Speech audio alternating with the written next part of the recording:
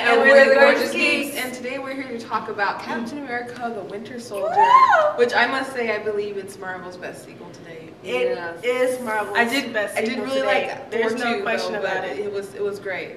The thing that I really loved about this, it was a couple of things. For one, the story was phenomenal. I realized today at work, it just ran like, I'm still confused about something. Really? What was your... I don't want to spoil it. Well, you don't want to spoil it. So the story was real great. It was some twists and turns that you were just not expecting. They pulled from all of the movies, almost like little lines, like here and there. And then it was some of the best fight sequences, some of the best hand-to-hand. Oh my gosh, fight comp sequences I've seen in my life. The thing I liked about it, because as you guys can recall our first Captain America review, you guys were all gung ho about it, but I wasn't so gung ho about it. We were against you. Okay, I know you were against me, but the thing about it was, to me, he wasn't that physically impressive compared to everybody else to really shine as a super soldier, and in this one, you can clearly see it. Yeah, you can definitely see that he had some training in there, and especially with the fight scenes, like, I haven't been that excited on the edge of my seat watching hand-to-hand combat since The Matrix. Yeah, that's the first one, and I was just like it was just it so did awesome. leave you with that You feeling. saw some ultimate fighting moves and kicks and turnovers and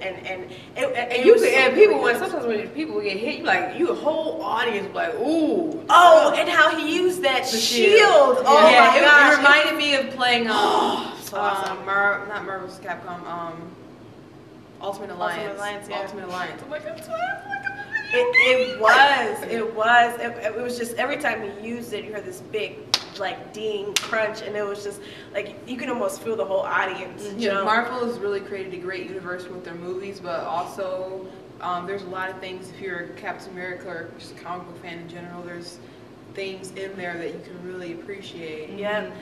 One thing I appreciated in this movie that there wasn't in the other ones was that Sam, and I'm not to spoil anything, but Sam Jackson's Nick Fury was like Nick Fury. He had this whole moment. It's just like, this is what Nick Fury does. This is how he is in the comics. That's right. And thank you for showing it in the film as well. Right. And throughout the whole entire movie, it was like that. It was like reading, like when you would read a comic book.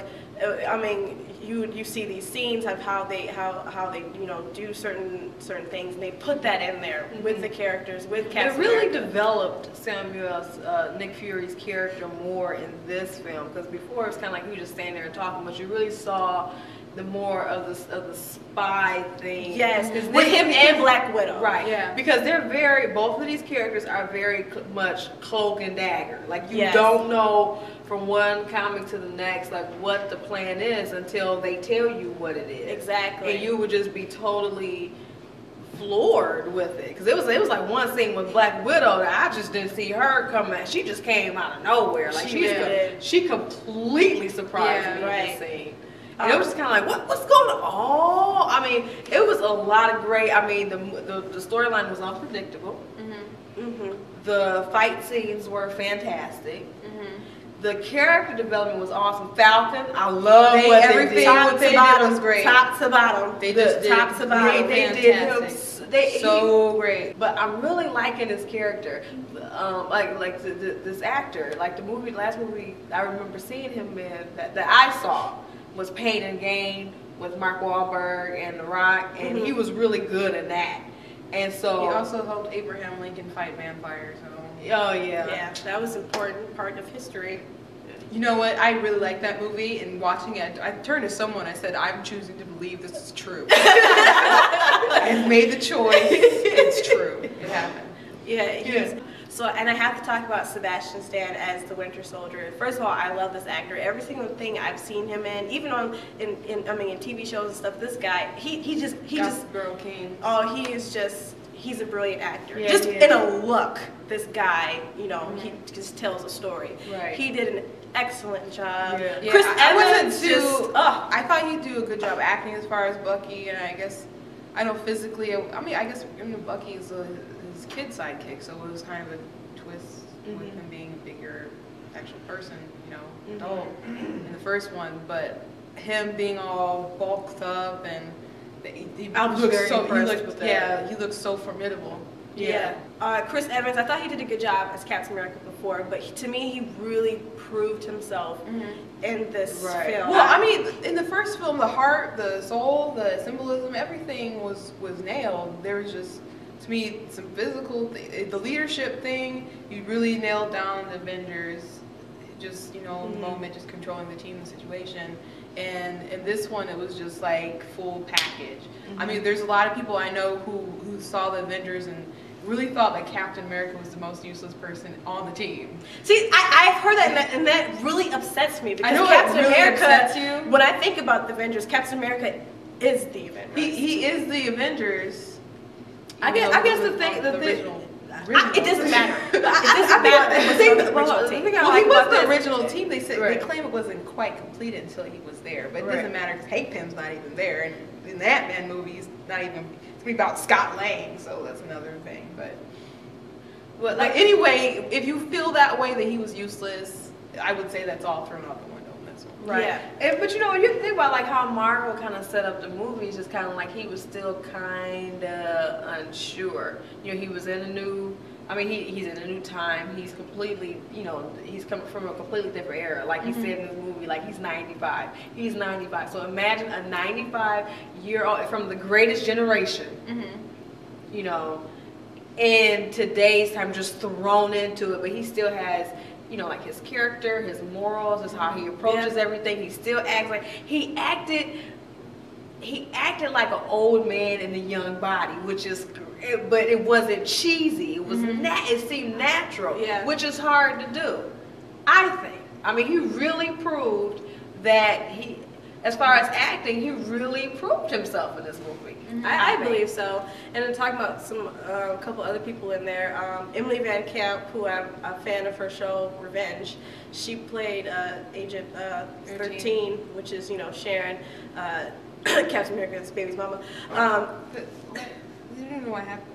You don't know what happened with the baby. I don't know what happened to her. I don't know what happened to her, but she was pregnant. Yeah, that's true. Yeah. We'll just edit that out. We'll start over from that part. Okay. Okay. Emily Van Camp was in there, which I love her show Revenge.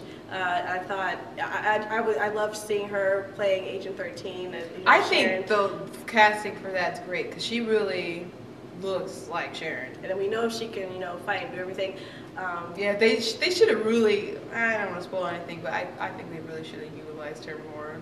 I kept waiting and yeah, but hopefully next one. Yeah, I love the special effects. The shield, the helicarriers, the planes, everything looks so good. Right. The soldiers in there, like it was action packed, and then the moments when there was the story, when the moments when it was slow, it wasn't like too slow, like oh come on, let's hurry up and get to the next action sequence. But the thing I also liked about this is because it really did deal, like the movie itself, the message of it was still kind of heavy too. Yeah. It was very entertaining, but it was still heavy, and you're just watching this and you're just like, wow, we are kind of messing up here. I mean, you know, I mean, you have to watch it. I mean, it would be a spoiler to tell you, but it really, but the message itself was extremely heavy. And you see some villains in there that will surprise you. One villain that popped up, I was like, wow, I'm glad they did it that way, because if they would have did it a different way, which you'll know what I'm talking about once you see it, you probably would have been like, ugh. But I'm glad they did it that way. I thought they was very smart about it. Like all the little spy tech things we touched on earlier, like you're going to see a lot of different little things in there.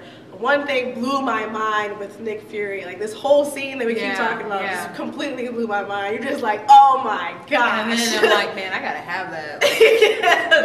Like I need that in Detroit. Do we sell those at Center? Like seriously. But it was a great movie. Yeah. And of course, after the movie is over, there's a little bit of credits, and then there's a scene in there that it's important that you kind of will want to see. There's one that's like a lead into the Avengers, and there's a scene after the credits that's like a lead into the next Cap movie. Yeah. Right. So you want to stay to all of the credits. I mean, the very last line. I mean, if you don't care and you want to wait until it comes on DVD and somebody puts it on YouTube in a couple then you're of a months, weird person. Yeah, then that's you. But you can just wait like a couple of minutes to just watch it. Just talk to your friends in the theater. It always boggles my mind when people leave out. And I always think in my mind, you're not true fans. You know, in Japan, they wait and they watch all the credits and then they politely clap when the movie's over. Yeah. Anyways, tell us what you think about the movie. Leave a comment below whether you agree with us or not or whatever. And don't forget to check out our website, thegorgeousgeeks.com. And I'm Katrina. I'm Gina. I'm Christina. And we're the Gorgeous Geeks.